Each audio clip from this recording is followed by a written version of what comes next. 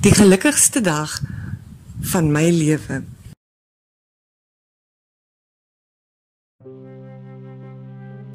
Ek en my stiefsuster Chloe het nog nooit oor die weg gekom nie. My ma het met haar pa getrou toe ek 12 was en sy was 15. Sy het my ma die skuld gegee dat haar ouers se huwelik verbrokkel het, al het hulle mekaar 'n jaar na hulle egskeiding ontmoet.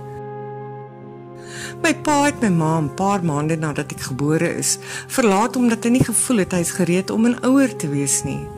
Chloe vryf dit graag in my gesig en sê gedurig vir my dat geen man my ooit sal lief hê nie. Sy is 3 jaar gelede met haar kerel getroud. Hulle het 'n massiewe troue gehad in 'n skilderagtige kasteel wat oor 'n meer uitkyk. Haar grootouers aan haar moederskant het die hele ding befonds. Ons stiefpa het haar in die paadjie afgestap en sy het die hele dag baie gelukkig gelyk.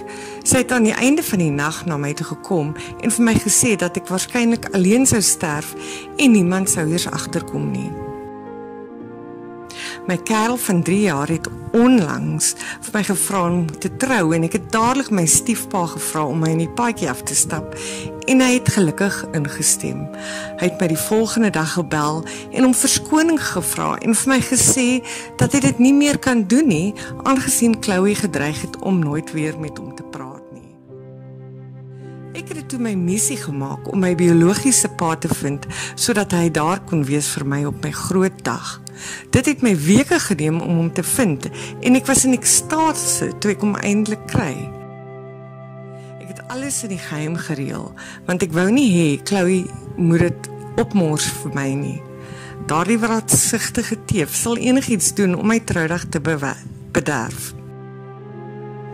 Ek het nog nooit gelukkiger gevoel toe ek my pa se rolstoel in die paadjie gestoot het nie.